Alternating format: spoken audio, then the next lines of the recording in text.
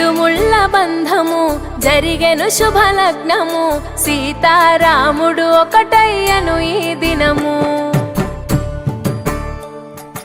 ఏడడుగుల పయనము ఒకరికొకరు సొంతము కలిసి మెలిసి సాగను ఈ జీవితము